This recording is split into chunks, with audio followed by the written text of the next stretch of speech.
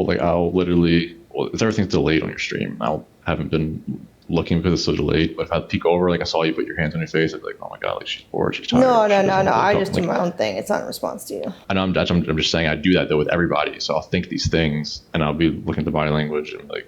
Well, in person, if you're talking to them, it's different, right? But we're talking online. It's different. I'm not like in person. You're not like a stranger at a store kind of vibe, you know, where it's like you're engaging with me and I'm on the alert. I'm just in my fucking pajamas talking to people in Discord. It's a different situation. In person, that is more, you should be looking at their body language 100%. If that was like, I was again overthinking and being too aware because I'm scared that I'm doing something wrong. I don't know, like the trauma response to whatever. Yeah, it's not a bad thing to be observant. That's actually much better than not being observant at all. But in this situation, it doesn't apply. So in this situation, you are overthinking. But like if you approached a girl and we're trying to ask her out, it would apply. You should be looking at body language. So what is your conclusion on me? Like what I should be doing? Or what, like just self-love is the biggest thing? Childhood trauma therapist and knowing that your father abandoning you and you having to take care of your kids and your mom's decisions, your inability to keep a relationship and feeling like you had a different dad all the time, and maybe that was prioritized over you guys' feelings. Not your fault. I was trying to say, I never thought about the dad thing, like ever. Right, but it's subconscious because you just had to cope with it because you were a kid. You couldn't step back and analyze the situation for what it is. But as an sheltering adult, too, because I don't know, I never had anything to compare it to. I never really went over like people's houses, so I just whatever it was. I know people say like you only know what you know, and it's just becomes normal. But I literally, until I was like 19, 20 years old, didn't know that the screaming fight, the cops coming. I probably dialed 911 at least 200 or 300 times in my life. Yeah, you don't have perspective as a kid. It's kind of like a kid who grows up in a rich family but never like sees poor people. He thinks everyone lives like this, right? You only know what you know. Until you're an adult and have perspective and see how other people's lives are, is only when you see, oh shit, I didn't have a normal existence. My situation was atypical. I never like thought about, oh, I wish I had a dad. I wish a dad would do this. I never really saw what a dad does. Right. So yeah, you can't think, you just think this is normal. You cope. That's why people usually get fucked up later in life, because that's when they have perspective and then they start feeling bad about their own life in comparison, insecure, because they see other people and they compare themselves to the other people. That's normal. Do you think it would be bad to reach out and try to find my body? Well, so I had a chance this past holiday season or whatever to see my biological father, but I didn't do it. I don't know if that'd be a good idea or a bad idea. Because my aunt on that side, she's like the same age as me. She's like 6 months older. She reaches out. She's been saying happy birthday to me and whatever for the longest time, but I never went to her or hung out with them, any part of that family, because early on in this relationship, so one, at my mom's funeral, I got into an argument with my girlfriend because the way my cousin hugged me. She's like, you don't hug me like that. You didn't do this and this. And then same thing when I went to go see my aunt on that side. She was like, did you see the way she was looking at you? And she didn't like that. And she's like, no, I couldn't see my aunt anymore. So yeah, you can look up a lot of body language stuff on YouTube. And that's not your fault either, because you didn't grow up in an atypical family unit where like your family exhibited proper social skills and what commitment looks like and what love looks like and what responsibility looks like. You wouldn't know. You didn't have that example. And that's okay. You can learn that later in life. You're okay. It doesn't make you broken. It just makes your experience different. Well, I was saying why I didn't see that side of the family. I know. I was trying I get it. Yeah, it's normal. I'm telling you that's okay. That's normal. Your experience where you didn't realize it, that's justified and it makes sense. You don't have to justify yourself to me why you didn't see it. I'm saying I get that. I know. Cause and effect. Do you think it would cause more damage than good, though, if I reached out to him now at this point? He's like 40. No. How can it cause damage? Like at this point, you think, like the worst case scenario, which you probably have already thought at some point in your life, dad abandoned me. He didn't want anything to do with me. But so what is the worst version of, well, how is it worse than that?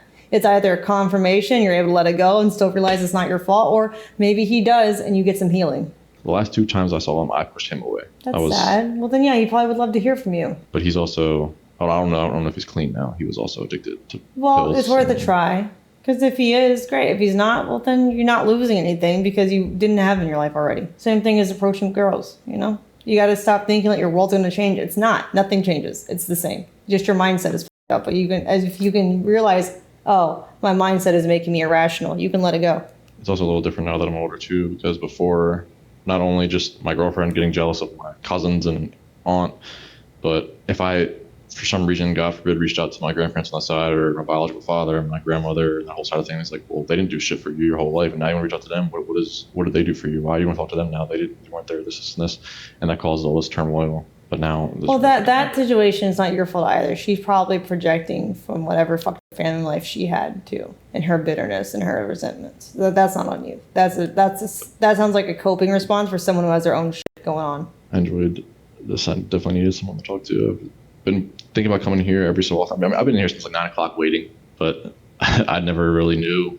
My girlfriend's here a lot. And it'd be awkward if I'm just talking loudly in the apartment, and she's not here tonight, so it was like a perfect night to do this, and it was nice. Yeah, really no problem.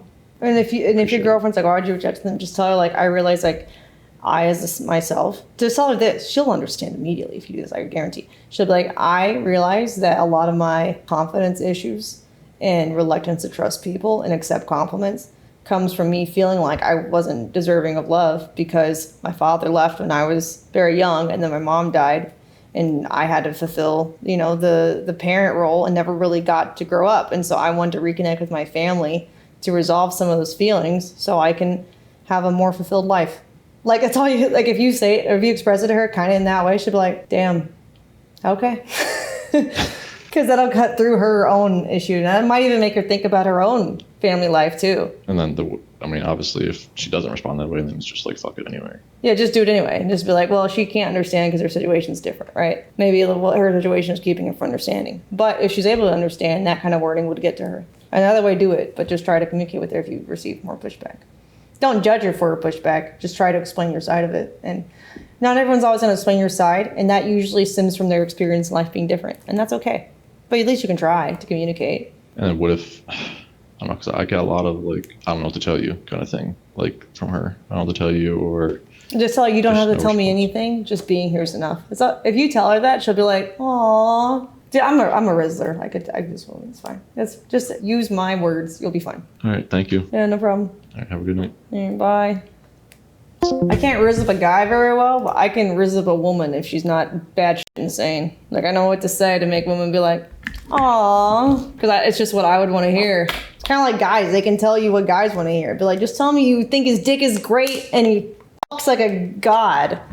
When he's fucking you. Literally, just be like, "Oh my god, I love this cock." It's like, girls like, that's so weird. It's like, no, he'll love it. Like, if you say it genuinely, right? It's weird if she's like saying it like, "I love this cock." Like, if she's like doing it awkwardly. But if she's just like, "Oh my god, it's cock," right? Like, if she's like getting railed from behind, he's gonna be like, "Yeah, that's right, my cock." Like, he might think it's odd if she doesn't do it enough, but he won't be like, "Why did you say that? How dare you?" Right? He'll just think it's like, he'll just appreciate it in kind of like a fun, flirtatious way. I don't know. Most guys would, unless they have some trauma revolving sexual pleasure. She's just enthusiastic about it. Fat Jon Snow, is he still on? He is. Yo. So how was your call? It was good. I felt like he was gonna cry a little bit, like sometimes, but it was good. Huh. Not like bawling, just be like, it sounded like he was getting a little emotional, but that's okay. Nice. That usually means he needed to hear it.